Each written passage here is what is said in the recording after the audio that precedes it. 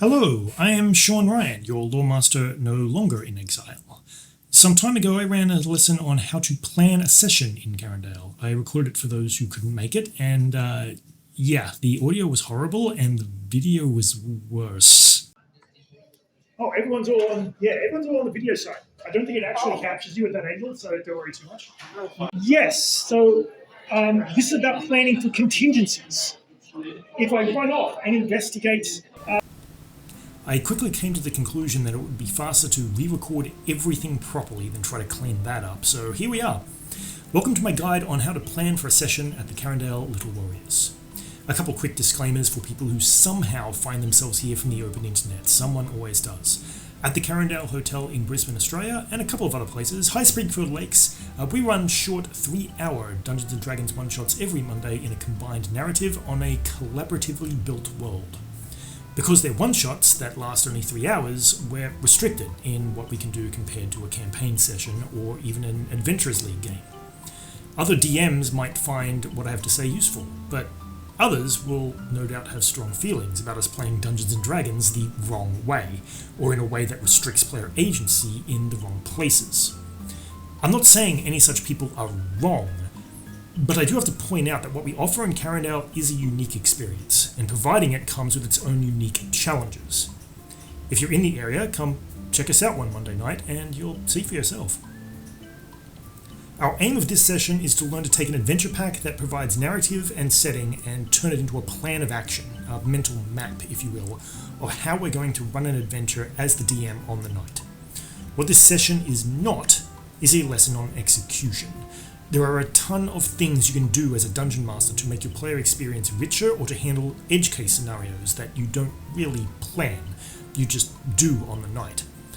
This is also not a lesson on narrative or world building. There are people who do both those things way better than I do. I will recommend some sources in the description below if I remember to do so.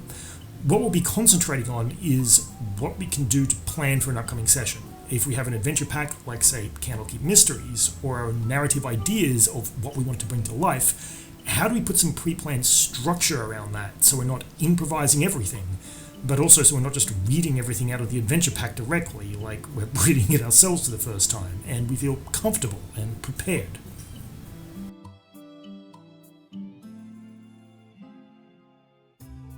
This is an age-old question with a different answer for every dungeon master you talk to.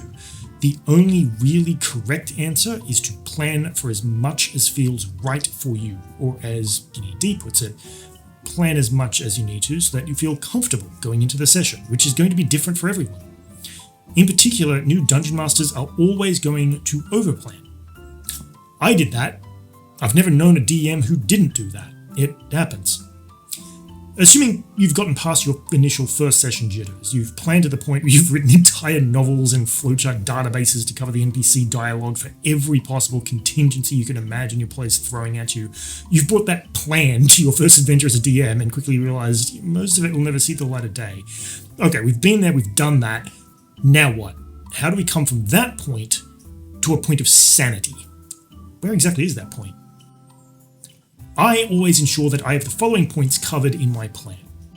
As DMs, we know we can provide something to conquer, so your players can say, I defeated this. This can be your stat blocks, or maybe it's puzzles and traps, usually a combination of both. Something to loot, so your players can say, I earned this. This is your item plan. And third, we want to provide something that's changed, so your players can say, I achieved this.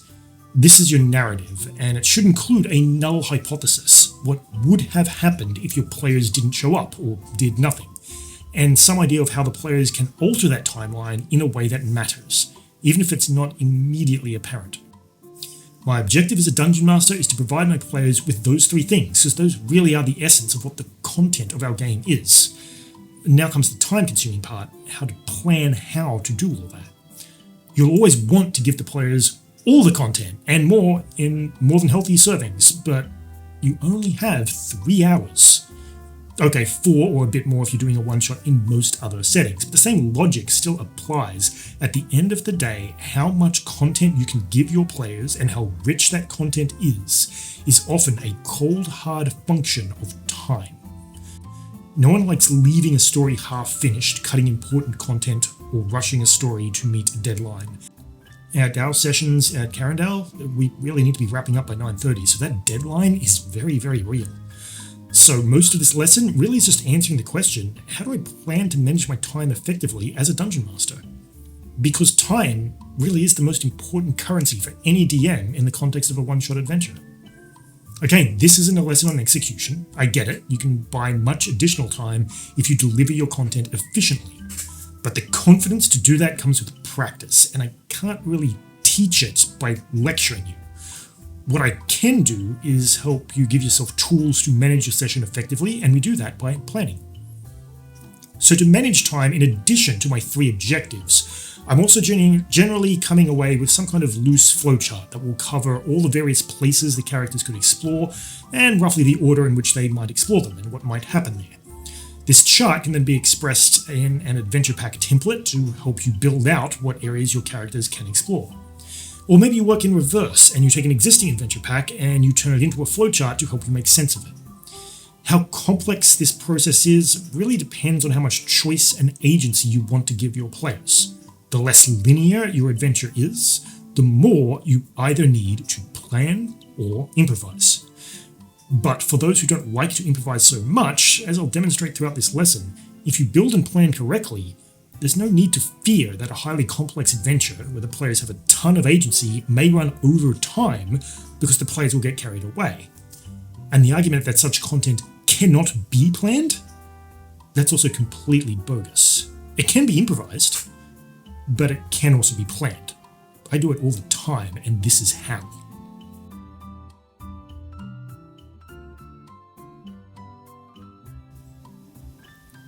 During the live lesson at Carindale, I ran everyone quickly through the adventure The Curious Tale of Wisteria Vale.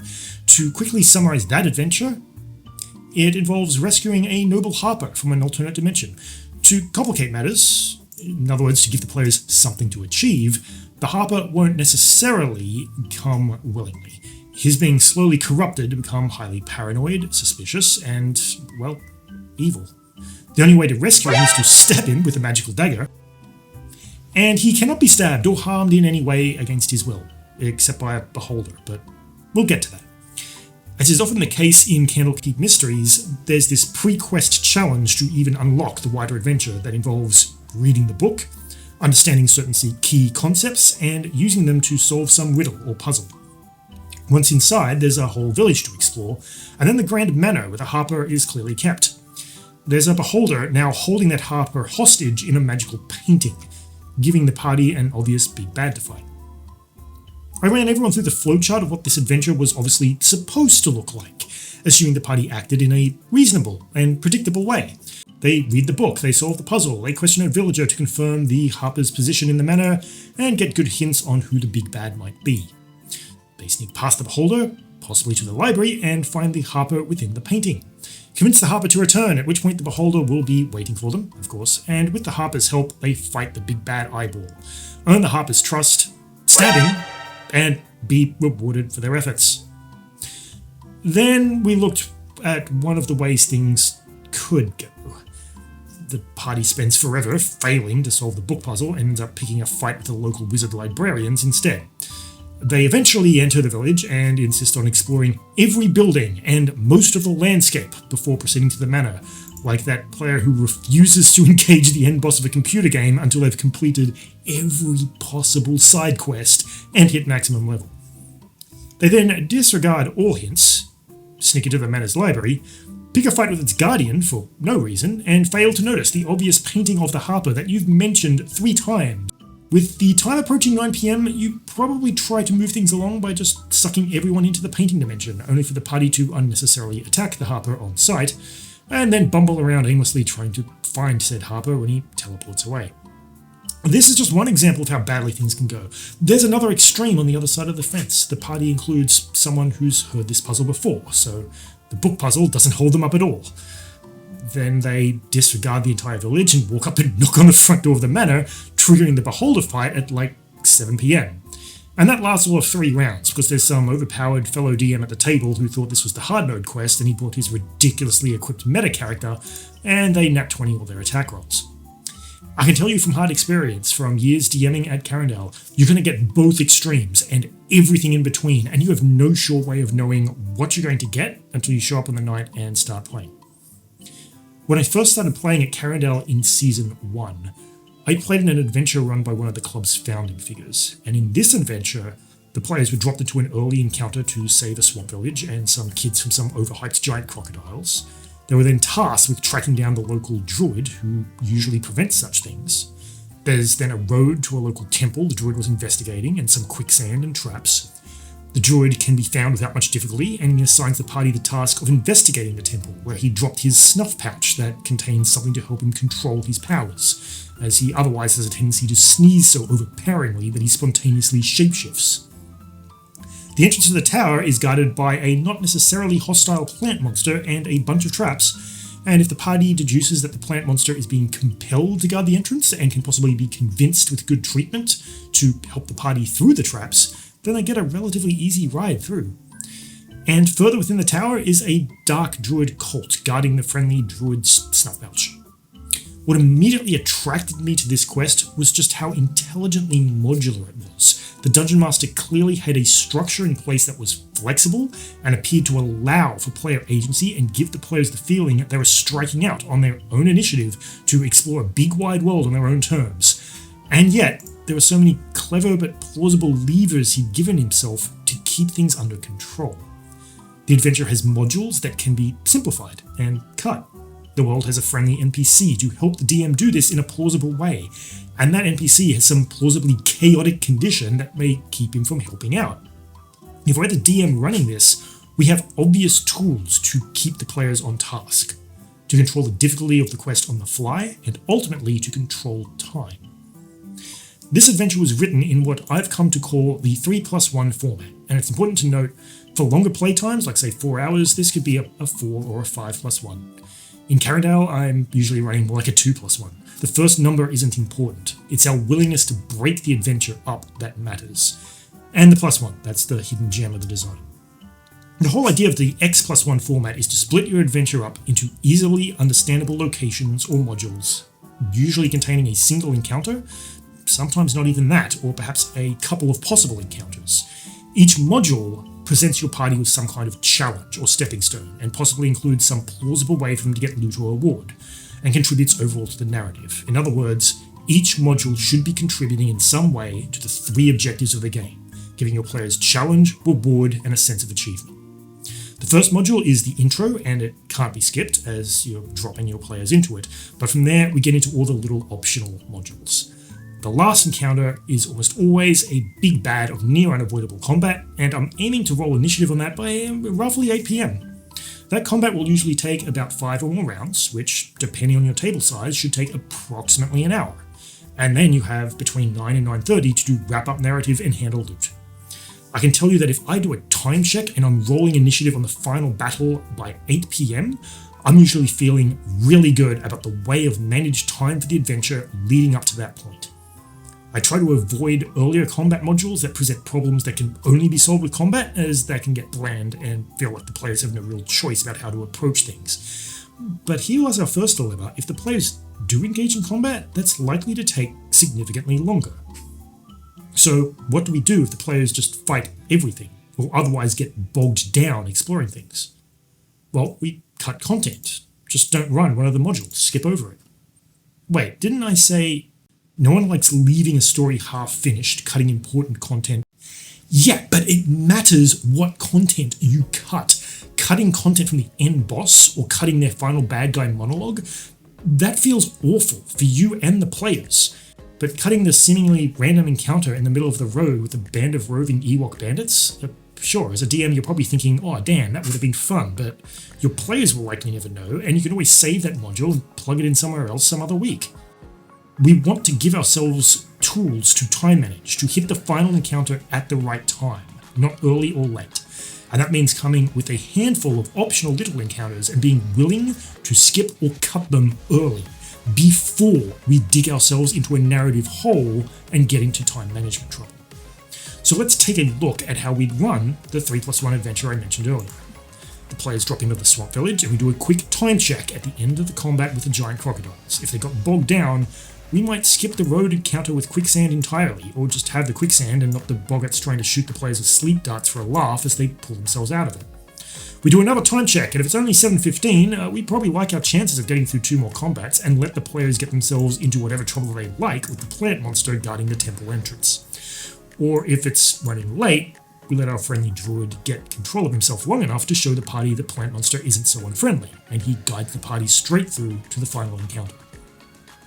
If this sounds horribly and hopelessly linear, I admit it is. Let's master the basics of linear adventure design first before we tackle other things. But as I'll show you, you can plan non-linear adventures in a similar way. We'll go back over the curious tale of Wisteria Vale in a bit and discuss how we plan to run that on a tight timeline one-shot. It's really not as difficult as it sounds.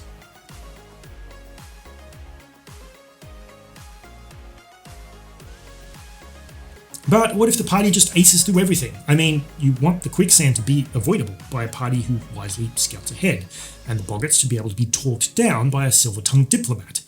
You want the encounter with the plant monster to be thought around by players who ask, why is this thing guarding a temple entrance? What drives such a creature to guard this place? And if the party does all this, might they not then encounter the final druid too early, rolling initiative well before 8 o'clock, and ending the adventure by 8:30?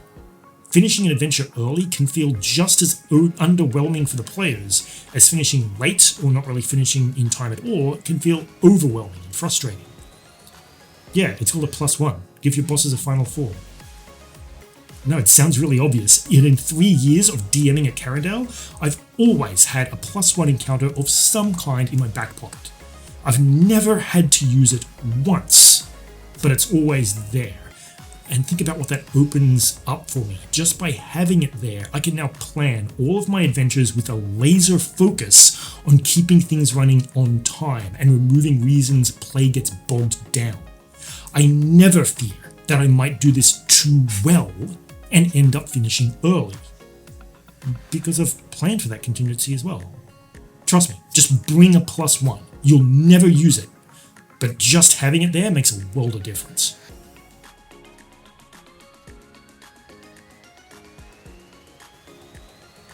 As well as the splitting of our adventure into encounters or modules, we also need some way of controlling the pace of the game between these encounters and influencing the way players make the choice of where they go from here. The most obvious way to do this is simply railroad things by describing your players' characters moving themselves along to the next encounter. But this always feels very forced and clumsy, and we really should be aiming for doing better than that. Although I stress, if it's 9:30 and you need to be wrapping things up, you can do this if you really feel you have to. One of the most common levers DMs will give themselves are pocket NPCs, and among other things, they can be used to slow down or speed up an adventure. Speeding it along generally involves you role-playing as the NPC to convey a sense of urgency, or having the NPC run ahead to trigger some combat or other event, while the party is otherwise wasting minutes debating the best way to sneak into the dragon's lair when you will never plausibly be able to sneak it into it, because said dragon has already spotted them.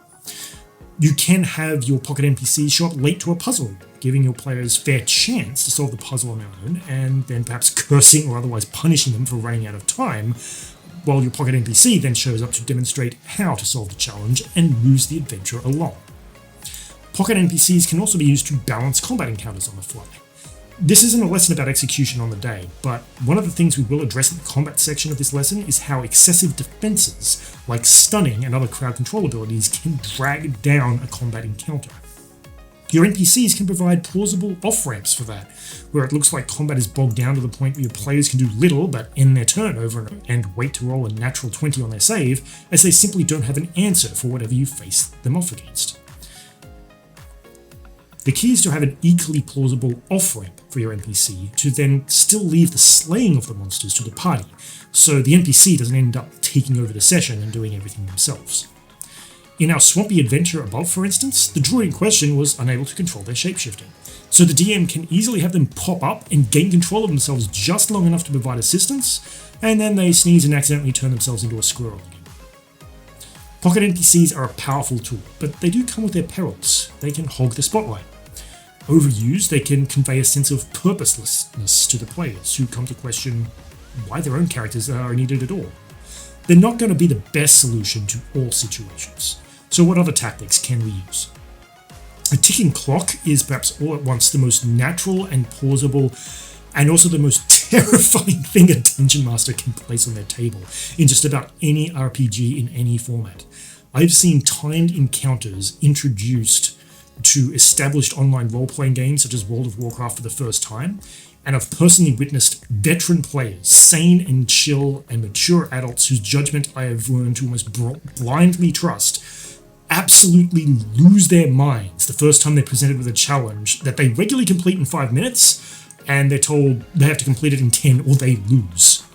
They didn't even lose much of anything. Their characters respawn. Their dignity was at stake, I guess. It doesn't even have to be a real-time clock. It's well known that in Dungeons & Dragons, the in-game passage of time is whatever we want it to be. But you create a combat encounter and tell the players that if they don't achieve some objective within 10 turns, the city they're in blows up and they get to hear your mission failed voiceover. And then you watch as your players not only begin having their characters take insane risks to achieve that objective in 5 turns, but they'll do this while rushing through their turns in real time, playing more efficiently and attentively than you have ever seen them do before. You can also tie your awards to how efficiently the players get through the adventure. For example, if you present your players with a roguelike map where they get to choose the path they take through a dungeon, you kinda get what you deserve when they insist on doubling back and exploring every possible room. But if you then say they get a full 1,000 gold if they reach the boss within 3 moves and lose 100 gold for every additional room they explore on the side, they will do anything to get there in those 3 terms. Anything. Rewards and penalties go hand in hand. After all, what is the promise of a reward if not the threat that it'll be taken away? But your threats don't have to be to the player's pockets. A wall of fire chasing them through the jungle is a bit of a blatant but potentially fun way to move players through said jungle. Bonus marks if the fire is sentient and can roleplay and politely converse with the players or NPCs as it gets closer to burning them all. But my personal favourite is a beloved NPC who is threatened with painful and untimely death if the players don't get there on time. Hey players, move along or the bunny gets it. Don't think I won't pull the trigger. I've done it before. You should absolutely be adding these mechanics to your plan. On my flowcharts, these form the process lines between the modules or notes in the margins, answering those what-if questions. What if the players try to explore multiple houses in the Curious Tale of Wisteria Vale?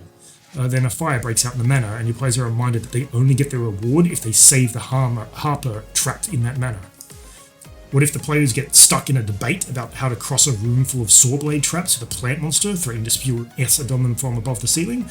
Is it 8 PM yet? Yes, then okay, the pocket druid shows up to cast Speak with Plants and convinces the plant monster to help the party along. Cheesy, sure, but it's better than having your one-shot adventure get bogged down well over schedule because the party rogue is afraid of the dark and doesn't want to go first into the Temple of Doom. What if your players are picking a fight with the locals in a town when they should just be passing through? Then Nico Tanner would be so cross she'll never speak to them again. Exploration adventures are perhaps the purest or most original form of Dungeons & Dragons. Create a world, create a setting. Plonk your players into that setting. Give them some narrative hooks or similar, or some background looming threat to instill some vague sense of urgency or call to action, but give nothing too specific. Then you get to describe what the inn looks like in the morning and what the damage looks like from the barroom brawl last night, and then you ask your players the classic question. The day is yours. What do you want to do? To be faced with this question really is the essence of what it means to play in a sandbox RPG campaign, and I love it. Of course, until your players get used to working with each other, the first few times they're faced with this question, they're going to spend half an hour debating which shop they want to go to first, and fail to reach a conclusion. If we're talking a group of Australians, more like an hour. There is no way you can run such a non-linear open-choice adventure in a one-shot, right? Yet alone in Carindale with its tighter time pressures and chaotic group formation where you might not be playing with the same party composition twice in a season, yet alone twice in a row. No chance. Can't be done. Except I do it all the time. This is the adventure Suspicious Minds, set on the slopes of Thaymount, which some dungeon masters ran early in the season. The The basic premise is this: the party is sent to find information on what the Lich Zastam was up to on a particular night several weeks ago. There are clues strewn across the map, all of which point to the teleportation circle, which is off limits to curious onlookers, and going there will trigger the final boss fight. Given the party will need to collect evidence from that teleportation circle while in initiative order and under hostile fire, it's going to pay off if they gather enough clues first to know what to look for when they get there, which gives the party the incentive to go explore the area. The map is split up into these islands, and the islands themselves are somewhat split up into the buildings on them. Now, if we try to unpack this map and think of a worst-case scenario flowchart of what the players might do, we could come to the conclusion that they'll insist on exploring some first island, say Ravenclaw Academy, and then explore every building on it. Then they have a choice of either doubling back to explore the shops at the last stop, or check out the slave pens. Either way, they have the entire island to explore in each. So it's quite plausible it'll take over an hour to explore each island, and they'll insist on exploring every one, and then maybe double back and explore an island again a second time, because that's the quest, right? Explore the place thoroughly. Sure, that's the quest, but it doesn't have to be the setting. You're the DM, you create the world the quest happens on. So let's turn the map of suspicious minds and the descriptions of each island into an actual plan we can use to run this as a one-shot adventure. Module 1 of any exploration adventure is going to be the introduction.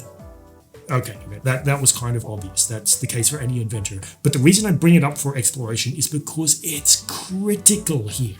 A successful exploration adventure is all about evoking in your players that sense of wonder and exploring some new world. So you better convince the players that that world is worth exploring.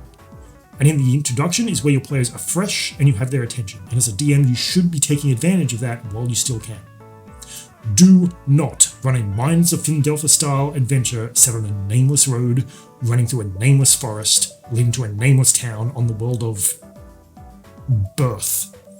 That sounds funny when we say it here, but the players will pick up on your obvious lack of preparation and effort, and will quickly start asking themselves, well, if the DM doesn't care, why should we? I always go into any adventure, but especially an exploration adventure, with a good understanding of sky, scenery, and city. That is to say, what world are we on? What time of day is it? Are there multiple moons or suns? What color are they? How does this affect the lighting? This is all sky. What continent are we on? Is the terrain snowy tundra, temperate, or desert? What's the weather like? What do you see on the horizon, mountains or plains? For the love of all that is holy, don't run an adventure in Icewind Dale without a blizzard on the horizon. What's the point of going to Icewind Dale? This is scenery. And where actually are we? The roads go from where to where? Are there the buildings of cities, rural farms, or are we in the wilds? And what does all this mean? What do the buildings feel like when you run your finger over them? Or the trees? What do the plants smell like? What do the birds sound like? All of this is city.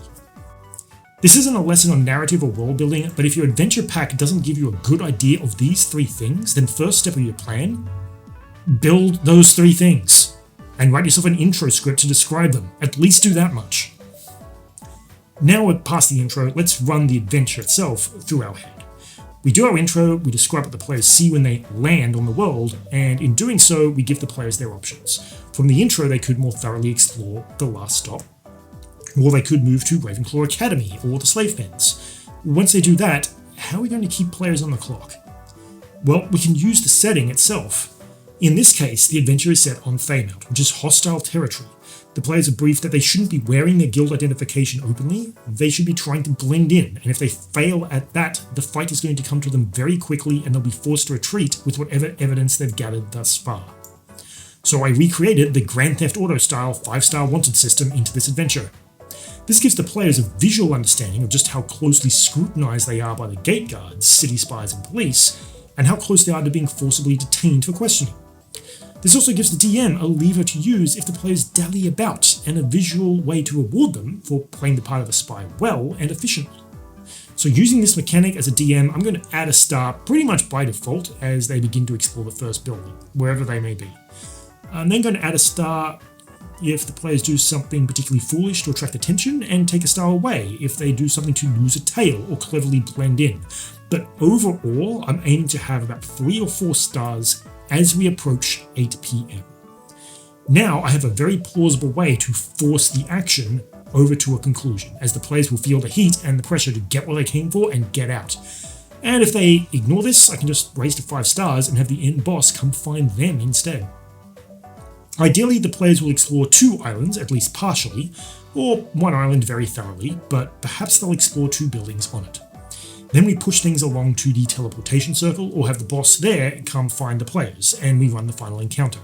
Some backup or final form can be enacted in case the players are unexpectedly strong, or my final boss doesn't provide enough of a challenge to last an hour. Sound familiar? Yeah, despite how non-linear this adventure appears at first glance, I'm going to run it just like another 3+1. What order are the players going to explore these islands? I've got a better question. Who cares? We've prepared and we've got a plan to manage and control the pace of time no matter which way the adventurers go. It's important to note here that the player's choice is not entirely an illusion. When they arrive, they could choose to go to any island. They have agency in that direction. That's no illusion.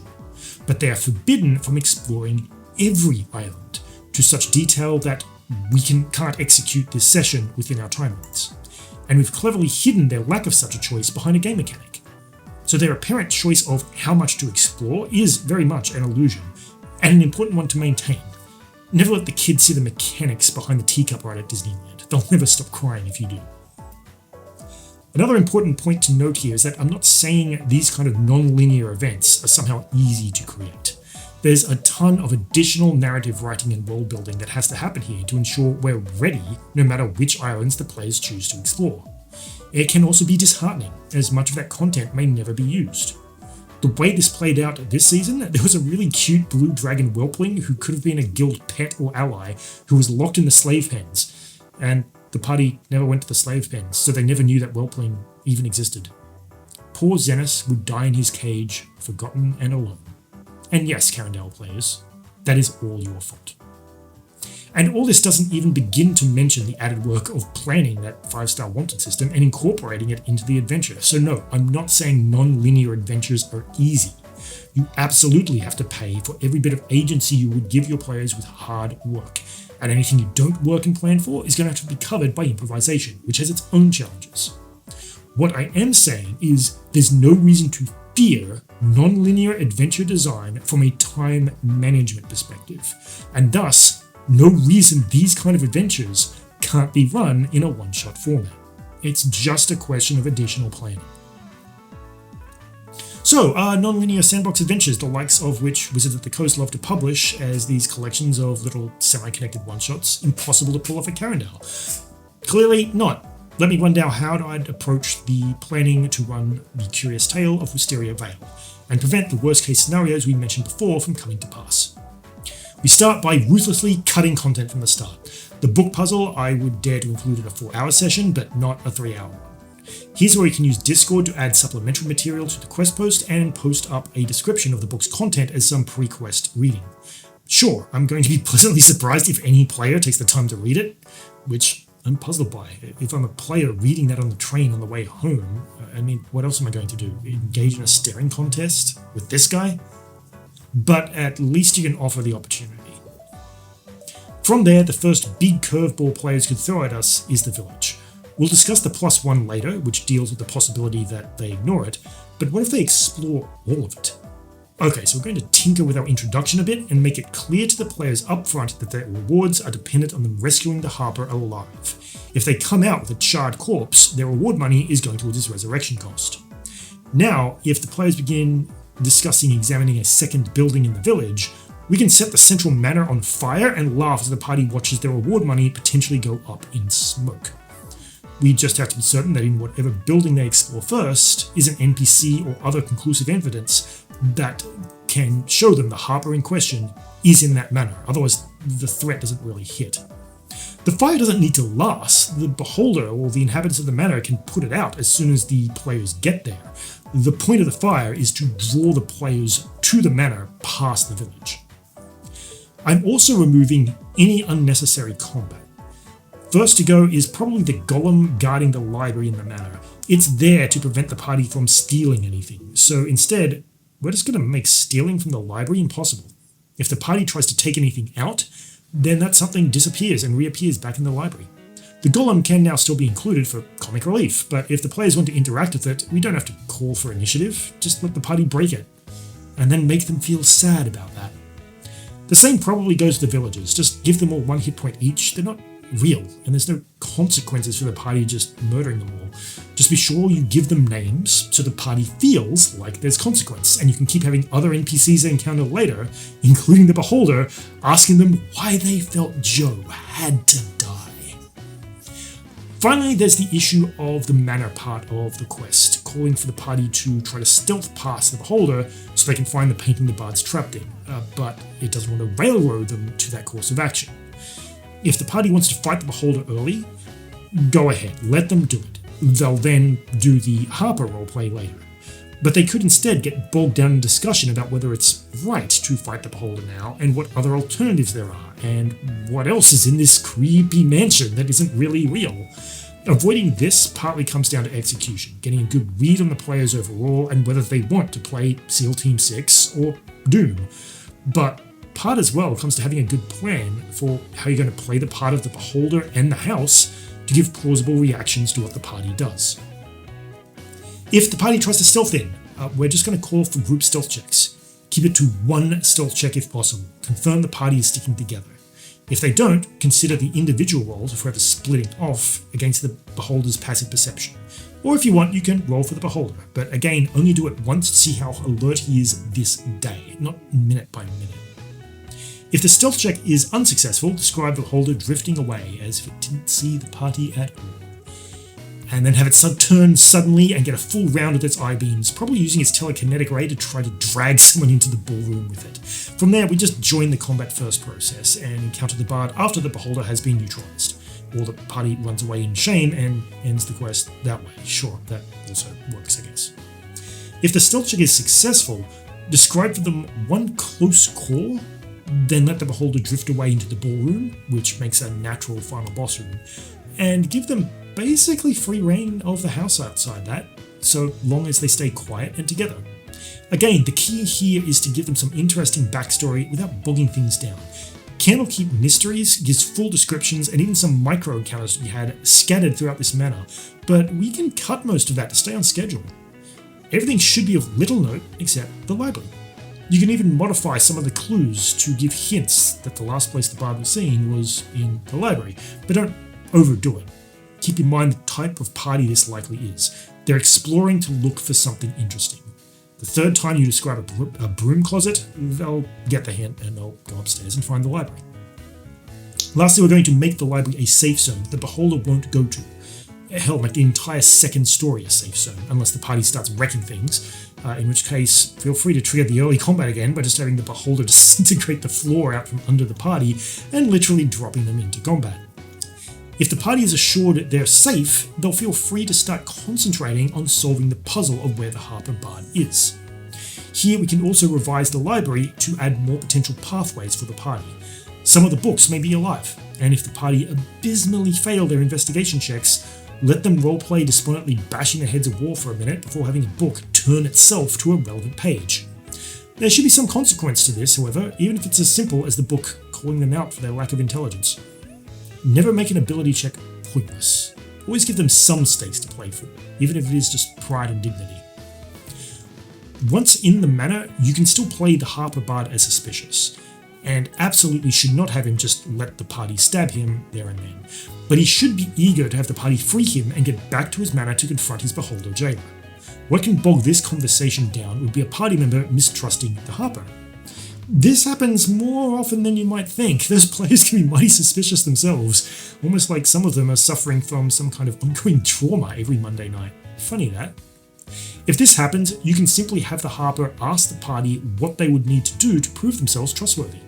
I mean, they could and probably would appeal to their own reputation as a hero of renown, and if you check your watch and feel you've got time to let this roleplay roll on for a bit, then sure. But there's no guarantee that'll work, and ultimately the session is only going to progress past this point when the players themselves want it to. So just turn the tables onto the players. Ask them, what do they want? Our final flowchart looks a bit like this. With this in hand, or more often in mind. I rarely print these out, I just build them as an exercise to plan for an adventure and understand its possibilities. With this mapped out, and with the Candlekeep Mysteries module open to refer to for stat blocks, location descriptions, and the like, then we're ready to go. This is what planning looks like, for me anyway. This is where I feel comfortable I can run this session within the 3-hour time limit. But what if the players run it in 2 hours? Okay, let's come up with a quick +1. For Wisteria Vale, if the action would finish at 8:30, I instead describe the world fading away to nothing around them, as the Harper is released, and the villagers one by one say their last sad farewells, and some strawman kid asks why he feels funny before Thanos snapping away. Maybe someone screams, "Don't forget me!" And then the party is alone in the void. The Harper has been released, but the party somehow has not. From here, remember, we only need to buy half an hour. We don't need combat. We can introduce an optional module where the party gets to solve a puzzle or riddle, or they die. I mean, roll initiative, in which case the party is certainly going...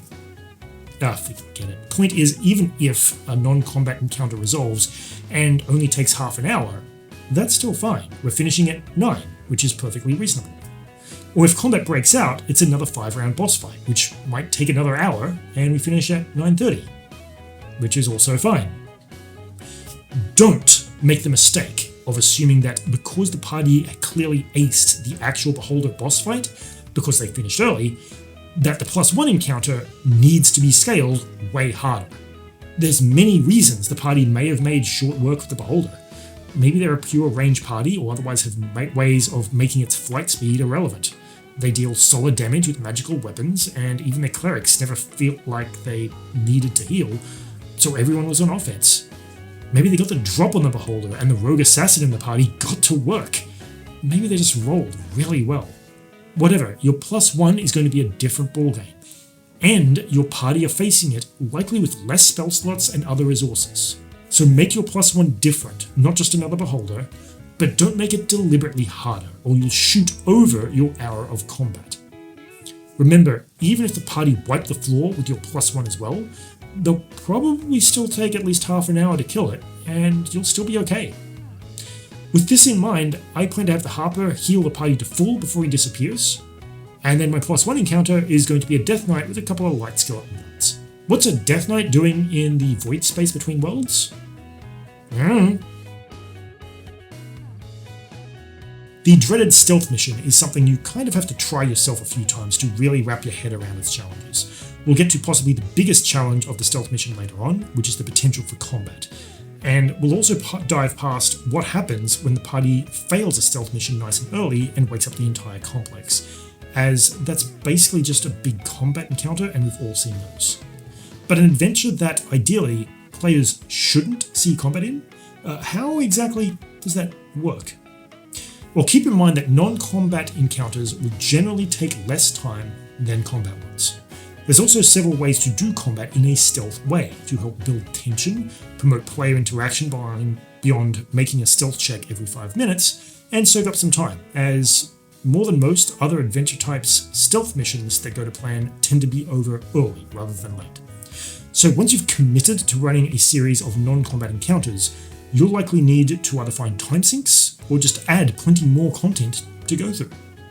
Of course, when stealth missions don't go to plan, they can run way late. And I think that is what gives them a bit of a bad rep as a workable format in a one-shot. I think the biggest fear of most dungeon masters running one of these is that the party will spend an hour planning, an hour sneaking through everything, and then just as we've sailed past the 45 minutes left mark, they go and do something incredibly stupid that calls for you to roll initiative. And that, if you screw up combat encounter you planned for when they screwed up in the first hallway and it was scaled to take 2 hours, yeah, you've got to get it done in 45 minutes. Okay, so if that's your worst case scenario, how do we avoid that while also staying organized, giving the players a sense of agency, giving them interesting choices and challenges, and still being prepared in case they ace everything and finish early? Same basic principles. Let me explain with some examples. We can start with a stealth mission that isn't really a stealth mission. In Diamonds of Briac's Best Friend, which I ran in early to mid-season 2, I had the players sneak into the upper story of a mountain fortress, where some arcane version of a security camera system allowed a couple of guards to keep watch. They could then sneak down into the halls below, where a bunch of fire giants were babysitting poor Kayla Pseudostealth and playing Dr. Frankenstein with her mother's corpse. There's no way to rescue Kayla quietly, so once doing so, all hell would break loose as the fire giant king would rally his guards and chase them out of the complex and run into the waiting trap of Miko Tano. That's assuming everything goes well in the stealth half of the mission. Let's read what I'd prepared for the all hell breaks loose part. Kayla barely escapes as the Great Forge explodes, scattering weapons, tools, chains, and scorched pieces of toasted dwarf all over the vast smithing chambers of the Ember and halls. You feel, more than hear, the low rumble of drums from the ramp leading to the throne room and the city of the giants below. Then there is a blast of hot wind as the doors are tossed open with a loud clang that echoes up the mountain's interior. The clang muffles the footfalls of a pair of giants sprinting up the corridor, each wielding a heavy brass shield the size of a barn door on each arm, until they are nearly at the top of the platform and upon you. Roll initiative. And now what happens if the party failed the stealth section and the king is waiting for them? A grinding, gravelly laugh like the gurgle of a barely contained volcanic eruption fills the air, as with a soft thump, King Zoltyr throws the head of the Duke's daughter Kayla down to the smithing chamber floor. You adventurers are hilarious, never short of entertainment. You scurry about like ants, yet make enough noise doing so to wake a sleeping cyclops. Now let's see what entertainment you can provide on the arena floor. Elkin, Tass, ensure you leave one alive to serve as messenger to the Duke of the Puny Humans so we can see the price of his duplicity. To the south, a pair of heavy brass doors slams open with a blast of hot air, and two giants, each wielding heavy brass square shields the size of a barn door on each arm, enter and begin to stalk you. Roll initiative. You see what I did there? Both intros feel completely different, and sure, there's emotional stakes involved. Poor Kayla just gets executed if you mess up the stealth. But either way, the party's fighting a pair of fire giant destroyers. It's just that if you succeed on the stealth part, it feels like you've earned a jump on your fire giant foes and can stay a step ahead of them. And mechanically, the party has done so. The fight starts with the destroyers a good 60 feet away. Well, if you mess it up, they're right on top of you. But either way, the fight should take about the same amount of time to resolve. It's not like I gave the destroyers less hit points if you succeed on the stealth rolls. The important point here is not that I've made the stealth irrelevant. Narratively, it's very relevant, but it is irrelevant in relation to how long the session should take, and thus as a dungeon master, I maintain control of my time. I also may need to do some tweaking to ensure that the stealth half of the adventure takes us through to roughly 8 PM. There's some dwarves upstairs the party can sneak up on and murder, and plenty of traps to avoid, some of which will sound the alarm and some of which won't. But if the party ignores all that and insists on just kicking the front door down, I might need to insert a combat module with a couple of fire giant scouts on the way down to slow the party up a bit. This is the pseudo-stealth mission. You've got stealth, and the stealth matters. But whether you stealth and whether or not you succeed doesn't change the fact that you're going to be entering a boss fight of roughly yay difficulty at the end of it. In The Lion of Tokmor, I ran a full end-to-end stealth mission, where the party had to observe a dark elven ritual being cast in the depths of Tokmor City. The adventure was split into 3 layers. On the first uppermost layer, the party snuck into an elven ball in celebration of the upcoming ritual. There it was revealed that one of the Tokmor Council was going to die, and the ritual was essentially his grandson taking his place. So the celebration was equal parts wake, but the deceased grandpa gets to attend, and drunken night out celebrating some kid's first promotion at work. The party are given opportunity to mingle with the council to discuss matters with them and obtain useful information, and various opportunities to descend into the underground to begin infiltrating the ritual site. Once on the second level, the party quickly sees the stairs leading down to the ritual circle, but they're guarded by Tokmor Elite. They can walk around the second level and find various clues, some simple narrative tidbits, others that will reveal certain things about the elite guards and give means of luring them out of position. Like, one of the guards is a traitor and a member of the resistance movement opposing the council, and will willingly pretend he didn't see the party if he can get away with it. On the third level, the party can no longer hide in the crowd. No one is supposed to be there except the leader of the council, the grandson, and the person performing the ritual. Sneak around, observe the ritual, maybe find some more narrative tidbits, I love those, and then escape. You'll note my 3+1 format at work here, but I've kinda trapped myself in that the second level is by far the biggest time consumer and the real meat of the adventure. The key puzzle, if you will. So it can't be skipped. But here's where some of the mechanics to move the party along can be used to help out. Whisper is waiting in the wings with a distraction. He's going to attack the tree this whole complex is built in with an animated tree of his own. When he does, the guards at the entrance to the third level are going to want to send off their captain to assist with the defense, leaving behind the other two, one of whom is a rebel. I had some party members impersonating guards at the time, so I was even able to lean into that, having the party roll a low DC performance or deception check, and if successful, have them commandeered by the captain to help stand guard over the stairwell entrance while he goes and takes command of the tree's defense. Now the question simply is, when does Whisper attack? In real time, he ideally does this at 8:15, giving enough time for whoever's sneaking down to the third level to do so, observe the ritual, and resolve the quest. Now that 8:15 might arrive after the party has bumbled about the second level for an hour and not really gotten anywhere. Or maybe it happens after the party's only been there 10 minutes because they took so long on level 1. It doesn't really matter, it's plausible either way. Now we come to the greatest fear of stealth missions. How do we deal with combat? Well, we can skip over the obvious combat, where the entire party decides to fireball the council on level 1, because that's just a 10-round slugfest. Planning combat is easy, and we'll discuss balancing combat later in this video. And ninja-style combat that basically works as part of the stealth mechanics. Everyone take a surprise round, and if you 100-0 this mob, we'll say you killed him before he could raise the alarm. That should be fairly self-explanatory. But I can't use my 10 rounds of madness contingency plan against the party failing stealth if the party succeeds on their first stealth roll and then gets caught by the head of the council at 8:45. Can I? Well, no, I can't. I can plan something different though. The leader of the council was Testra Talonsby, and setting her up for the role of guard dog on this quest had to be done narratively from the start.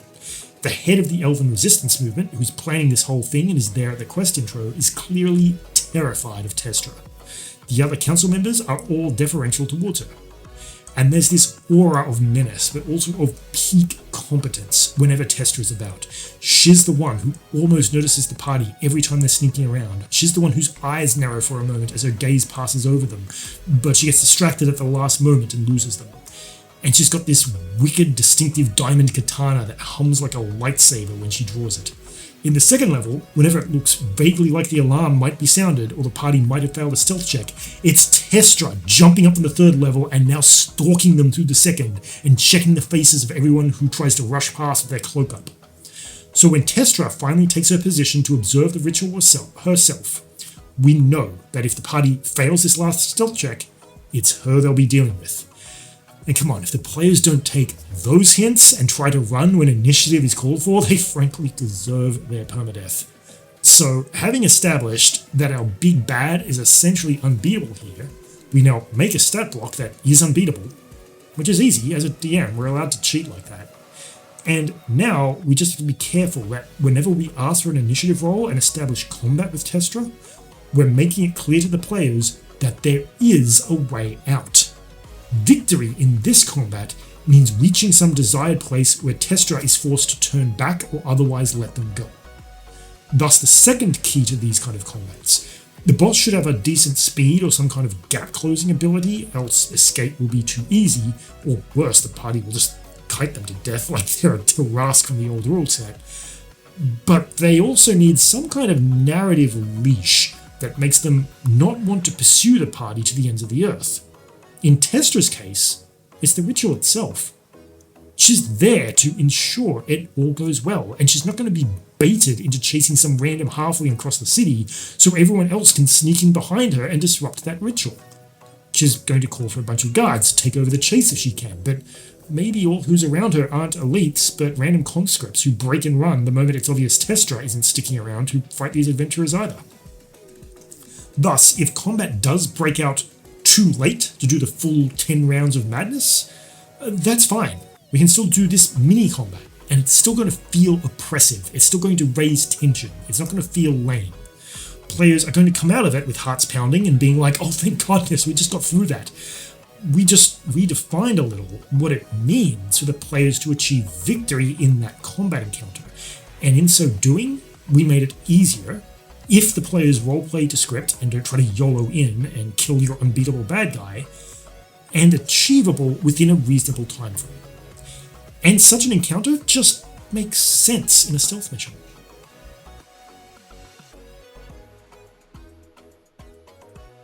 Oh, don't laugh. This is an absolutely real and serious topic, player attention spans.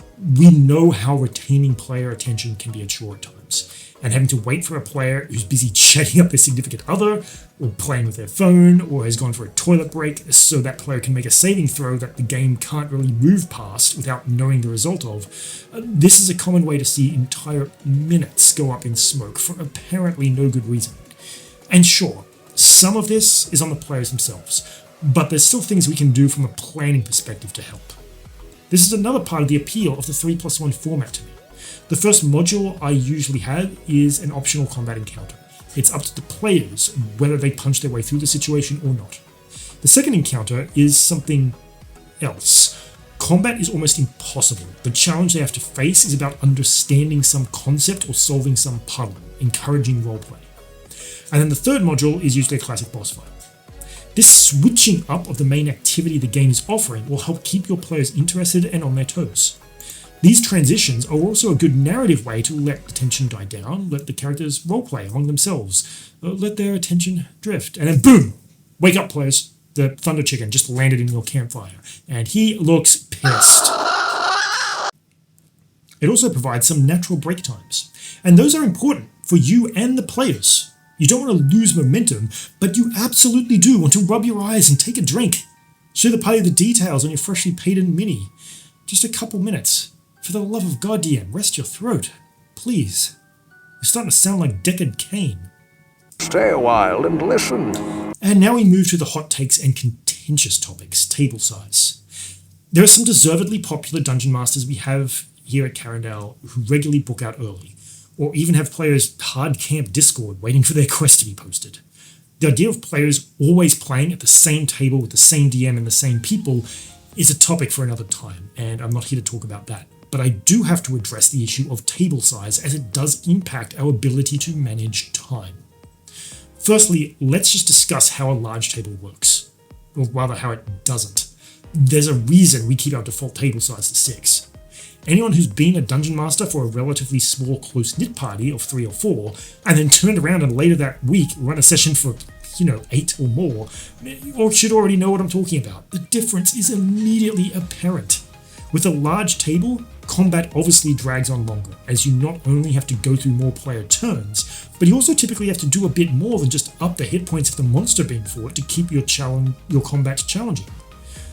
You may introduce more creatures to get in the way, or give your monsters more actions, but this all means you have to track more monster hit point totals, make more attacks, call for more saving throws, all on top of the additional player turns. Even out of combat, you still need to engage each player and allow them a voice and a chance to get their character involved in the roleplay, and that's going to take more time.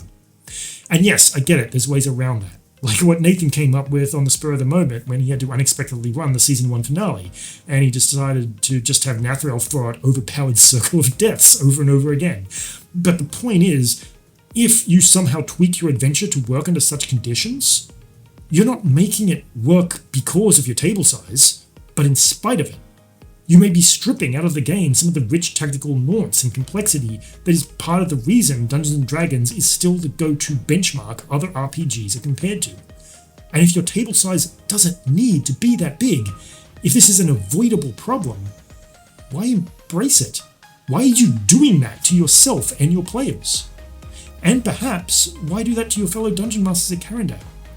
I need to be clear about what I'm saying here. If we're genuinely short on DMs and you're taking on an increased table size, that is appreciated. Where else would those players go but home? No one wants that. But before telling a player who rocks up out of nowhere to take their seat, please at least look around you and to the quest board to see if there's another table that's short on players. Above all, I guess what I'm saying is, don't be this guy. I think this kind of mentality of, hand me another player, brother, I can bear the burden, I think that kind of ridiculous machoism can be blinding. The truth is, there's no prizes for being this guy and taking a gazillion players onto your table. Particularly not when the new DM is right over there struggling to make it work with 3 players. This is a community and we're all in it together, so please look out for each other. One novel solution that Nick, one of the club's founders and a commonly overloaded dungeon master, has come up with is simply splitting the table. If you have at least 9 players, start with everyone at your table, do your intro, and set the scene.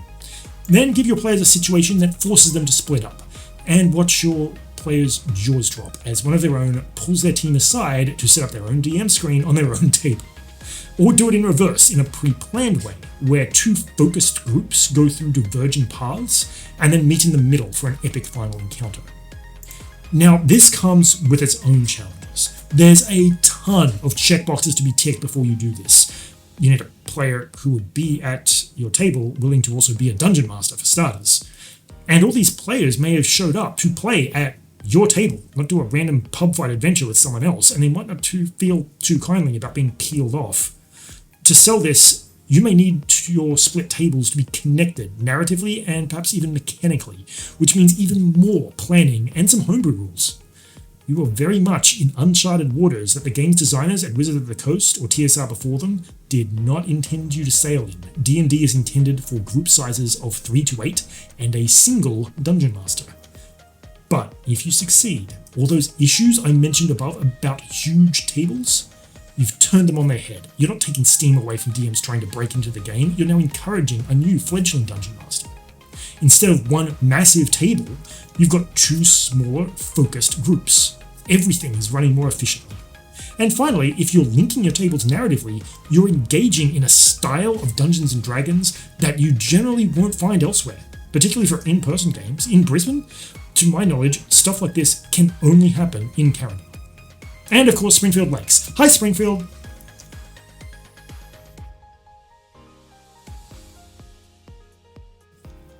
So how long does combat take? How long should it take?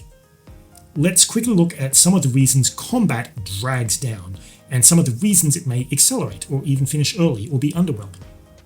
Let's start with some seemingly obvious facts. Combat takes as long as it takes for either the monsters to kill the party, or the party to kill the monsters.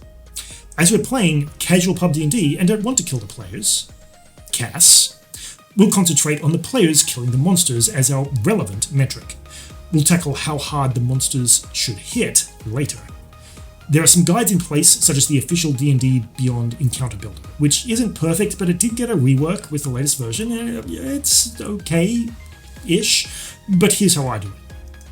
I start with an effective hit point total, based on how many players are at my table, i.e. 6, no more, and what phase we're in, and how strong I expect those players to be, and thus how much damage they should be able to do in a turn. Say you're in phase 5, the late game and end game builds. Even relatively low level players should be dealing about 50 damage a turn, assuming they land every hit. And if a wizard gets a great AoE off, or if a monk lands every attack that turn, that can quickly accelerate to twice that on average. So 100 damage a turn, that can sound daunting, right? Don't sweat it too much, because if you're thinking you're going to need mobs with 600 hit points to last a single turn, well, that only applies if the monster is a pure hit point sponge.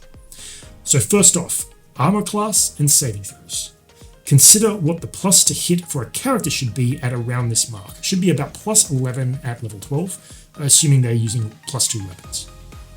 To achieve what is around a 50% hit rate and cut the damage of most martial classes in half, the easy math is to just add 11 to the expected 2 hit number. If your monster has less than that number, then I hope it has a good number of hit points to compensate. Saving throws can be more interesting, as direct damage dealing spells in D&D can be surprisingly underwhelming. Harm, for instance, is a 6th level spell that appears to do a whopping 14d6 damage, which sounds amazing, until you realise that's actually just an average of 49. Again, think about the general DC of the spells you'll be facing, so 19 from a level 11 spellcasting character with a +2 focus, and your monster will need about 10 less that number on its average saves to make a saving throw half the time, or 15 less that number if it has advantage. To have your monster be particularly vulnerable to a certain type of damage or saving throw is fine. This is just part of the natural swings and roundabouts of Dungeons & Dragons combat. I usually aim for high wisdom, intel, and charisma saves for my bosses to help counter the boom or bust spells that, if they land, just end the encounter, while scaling it back on dex saves. I then do the opposite for my minions, but this is just a general guide that won't always make sense in every narrative setting. More than balancing my saves, I usually aim to encourage my players to read the quest prompt and prepare by giving narrative telegraphs about what players are going to be facing in my quest prompt. This makes for more interesting monsters with clearly defined strengths and weaknesses, and it also rewards players for engaging with the world. It's generally expected by most experienced players that monster constitution saves will always be high. Ensure that if your monster is magic resistant, that you factor that into how you play the monster. They might not be so worried about an enemy spellslinger, and they might be careful to direct their control abilities, like Banish, against enemy fighters carrying those scarily sharp magical longswords. Finally, we need to remember our boss's ability to control the party and ensure not all of it is attacking. That's normally a safe assumption. A wise party is usually bringing at least one support cleric or similar, so I usually say the party size is effectively 4 or 5 in terms of its damage output. Then when I factor in some kind of control or other spell that removes a party member's ability to do damage, I aim to have at least one such party member thus incapacitated or similar, preferably 2. More and you risk party members feeling useless, but less and you're kind of asking them to gang up on your dragon and tear it to pieces. Remember that flying, counterspells, or creatures who otherwise put themselves out of range of a particular type of character, this can all effectively do the same thing. Our goal of all of this is to cut our party's effective damage per round in half, which makes for easy math, and to keep our effective party damage dealing size to about 3 players. On a 6-player table, I usually find a round takes about 12 minutes or 6 rounds to the hour. So let's assume our players are dealing roughly 100 damage a round if they hit every attack or land their fireball on 3 or more creatures. With enough defenses to cut that in half, and have that apply to 3 players at your table, assuming we've crowd controlled 2 of them, then your monsters are going to need to collectively have about 5 times 150 or 750 hit points. Your combat needs to be shorter, drop the rounds to 3 and the hit points accordingly. Remember, this should include random minions, so your wizards have some purpose in their lives. This total will be much lower in the early game, which is why I did the math out loud. The same basic principles apply, just calculate it yourselves. Do keep in mind, for pure combat missions, where you may have NPCs or many minions to keep track of, that time per round can go up to 15 minutes or even higher, and that's going to affect your numbers dramatically. The Siege of Tokmor, for instance, was a single minute of madness, a 10-round survive-the-minute slugfest. Those 10 rounds took us the full 3 hours because of the complexity of the combat. And then comes the most contentious part of combat balance that you hardcore nerds don't want to hear, but you need to. Once you've got your numbers, it's casual pub D&D, everyone. Scale it back a bit, as much as 30%. Take off 1 or 2 off the armor class, drop that constitution save back from cloud giant levels, be prepared to spend your legendary resistances just on those spells that really matter. Remember, if we finish too early, we always have a +1 to fall back on. But first, we need to allow for the fact that not everyone at the table is going to be a min-maxer playing their character optimally. Not every fighter is going to have a strength of 20, or every warlock take agonizing blasts for their eldritch invocation, for reasons. They got diseased or withered last session and it carried over through their long rest. They got attuned to a cursed item, or they've got the wrong attention from the wrong god. Or just story reasons. They want their characters to be thus. It's a role-playing game, after all. With that out of the way, let's look at some things to avoid that'll make those hit points seem like an insurmountable mountain as the combat just drags. Too many minions, or too many defenses and crowd control abilities. Remember that every minion is going to come with a hit point total to track in a series of attacks, and likely its own initiative order as well. All of this takes time and attention to deal with. I usually try to restrict myself to 3 minions at the table, or if I can't and don't want to do that, I clump my minions into groups, or at least force them to take their initiative together. Things that happen during the player's turn, like Fire Shield or other damage reflect abilities. These can be really cool things for monsters to have. I've seen players go to frankly absurd lengths to avoid the damage return on a Barbed Devil, for instance. But it's also going to slow play up, particularly if you or they have to roll for something in addition to the player's attack and damage rolls for every single attack. So consider restricting these effects to a single monster, adding some condition, like the attack roll or damage dealt has to be above or below some threshold, or just using some average value of damage return per hit instead of rolling for it every time. And beware excessive use of concentration spells, or the standard concentration rule set. Sometimes this can be really cool and thematic, like when an enemy wizard casts haste, but sometimes this just means you have to make yet another roll for concentration check every time a player lands a hit, which is just adding to your workload. Consider the monster deliberately changing its mind and banishing another target instead, or switching tactics entirely, rather than engage of some of these concentration duels where the entire party is desperate to break the concentration of one monster. Except for the party member under the effect of Hold person, who you know is playing elevator hold music in their heads while they wait for the effect to end. You can go ahead and break this rule for beloved NPCs though, once in a while. Some of the things I've seen players do to rescue Miko from a life-draining spell that will kill her if the boss holds concentration for a full 3 turns. Yeah, that one never gets old. Now, we do need to keep in mind that most characters in Dungeons & Dragons tend to be glass cannons. Certainly, a wizard isn't defenseless, they have options, but it's really hard to make yourself a formidable obstacle when you're wearing nothing tougher than a lycra suit. Seriously, you won't even let Elminster spellcast in riding leathers? Oh, because they'll interfere with his spellcasting. Please, how exactly? But we do need to look at the min-maxes first, so we know the worst case scenario. Just how high can a character's armor class go in Carindale? Well, we set up the Treaty of Gents and the limitations on stacking particular bonuses for a reason. With full plate armor and shield, the treaty's maximum +2 from items, and defense fighting skill, you're looking at an armor class of 23. You can add in Shield of Faith for 25, and if the actual shield spell comes in as well, okay, that's 30. In most practical scenarios, that's about as high as a single player is going to get their AC, barring another player helping them out by concentrating on haste or something. So with a +15 to attack, our endgame monster is going to have about a 25% chance of getting damage through, and another 25% chance of at least drawing the shield. And am I particularly sad as a DM if I draw the shield?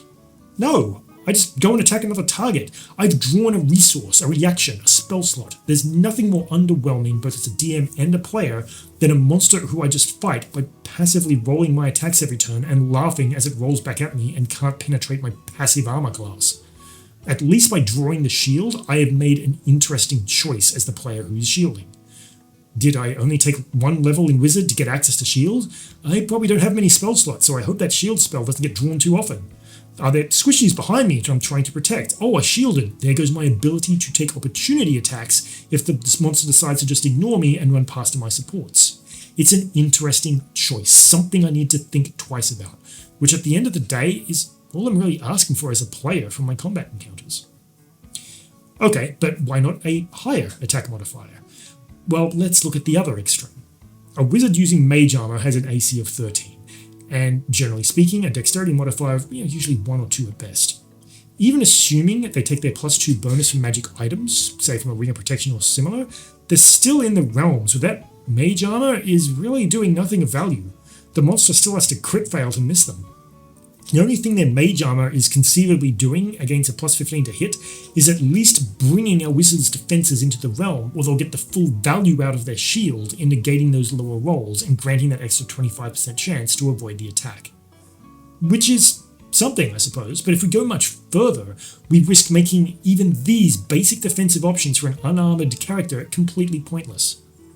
And we can say, well, they shouldn't play a wizard that way, it's not optimal. You're missing the point. Stop looking at this as a min-maxer and look at it as a game designer. For good or ill, I'm committed to making these options exist for my players. In this case, I'm literally hard committed to making shield and mage armor available to wizards. If we're running a D&D club with roughly rules as written, we're literally at the mercy of Wizards of the Coast here. Now, do I really want to be invalidating entire pages worth of defensive spell options and choices? Not really. It kind of cheapens the choice of anyone who took them.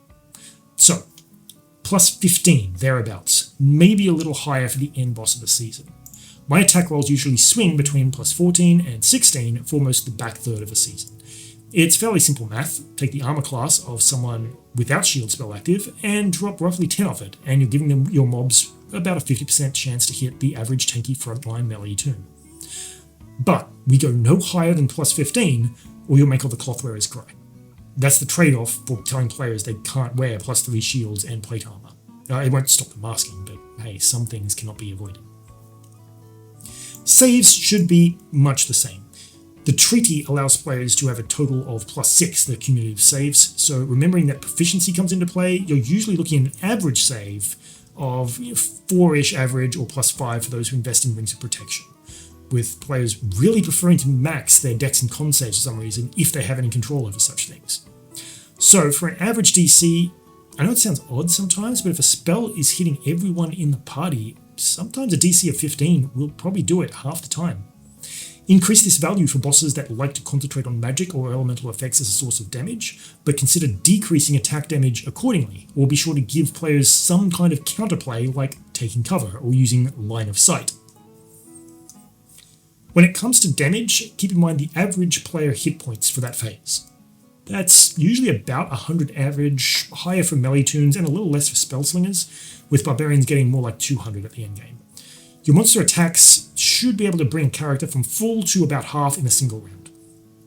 And if the players don't react to that and heal the character up or disengage them from combat, that's totally on them, and that character should be totally slayable on the next round of combat. Keeping in mind that I'm usually only hitting half the time with melee attacks or drawing shields. Damage to a player's available spell slots and other resources, I still consider it damage, while spells and other effects usually need to be toned back a notch as they deal half damage even on a save.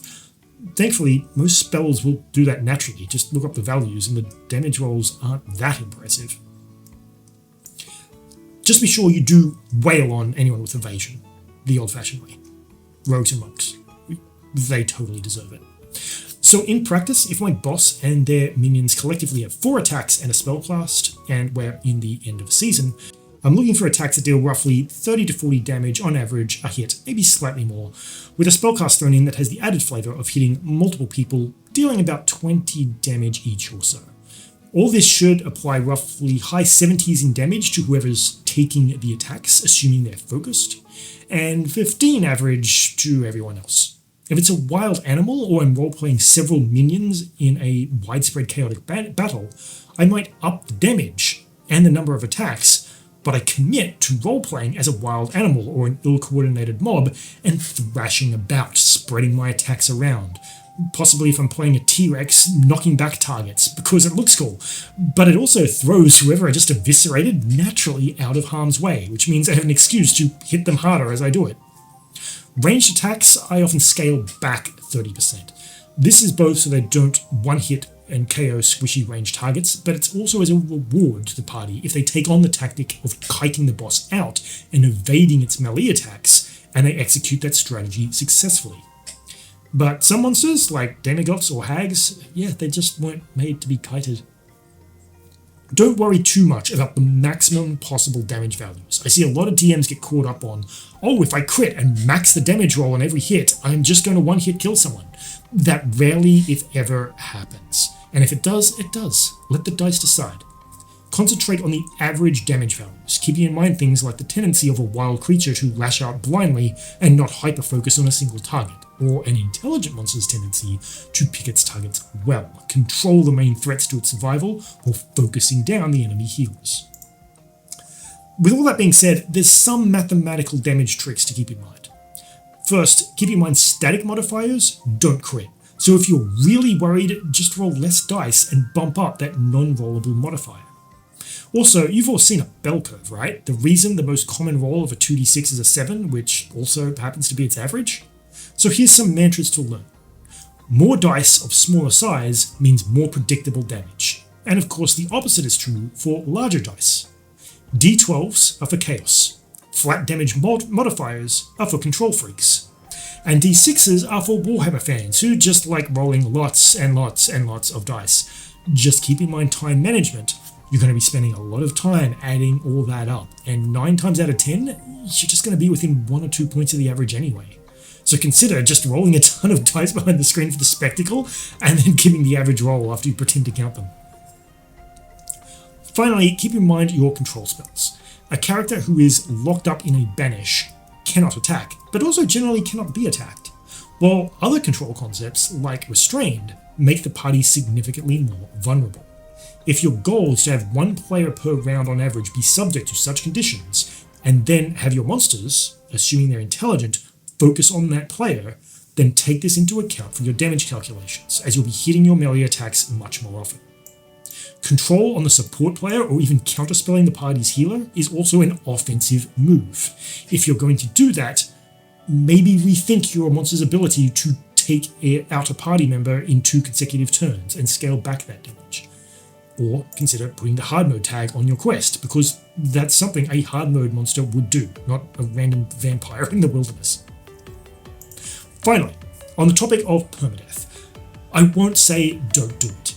I will generally say I don't, unless we're talking a pivotal encounter like a season finale or halfway event. I've learned not to do this in the final month of the season. If you accidentally disintegrate a character on the penultimate week, there's just no time for them to then get emotionally attached to their replacement character for the season finale, so it just feels off. To help encourage me to not wince every time I knock a party member out or cast Disintegrate, I find ways of avoiding permadeath mechanics. Disintegrated characters can have their hearts remain intact courtesy of being behind their shield token, which is enough to trigger a reincarnation spell. Heads that explode get roughly reassembled, so at least resurrection works, sort of, maybe with a really big scar. Souls drained, they're imprisoned somewhere where a follow-up adventure could rescue them. Trust me, I can tell you from experience, if you kill players this way, they still get just as upset. This has also taught me to play my monsters to their fullest extent, because I don't fear killing players. Characters. Don't kill players, that's murder. In general, you should never be actively trying to kill your party. If you create a total party kill, and that's because the player's messed up, fine, that happens, don't pull your punch. But if you're looking back over the session and can't really place anything the players could have done differently to yield a better outcome other than roll above a 15 more often, no, that's just poor combat design on your part. The players aren't really the ones at fault there. If you specifically advertise that it's the impossible combat, and you and all the players are trying to test boundaries, sure, I'm not shooing people out for enjoying that Tomb of Annihilation style adventure, but if you're going to do it, everyone should know what they're getting themselves in for. And fact is, generally speaking, that's not the average Carindale player is signing up for.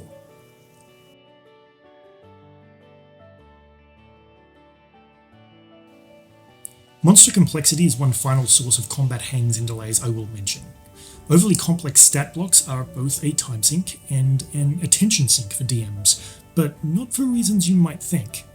It's been mentioned by more experienced content creators than I that basing stat blocks off character sheets is a recipe for disaster, but I think some of those guides and videos miss the core point, that characters are complex for a reason, and thus they miss the core solution, a path to creating a stat block that is based off a character sheet but still reads and plays smoothly.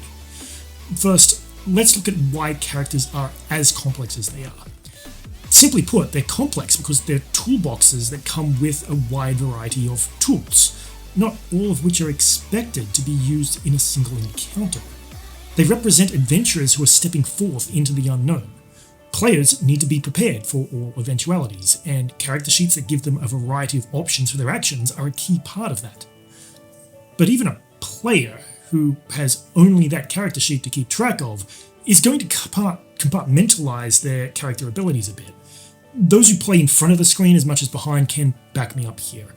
We players rarely, if ever, end up reading through our entire character sheet at the beginning of our turn, analysing and discarding every possible action we could take.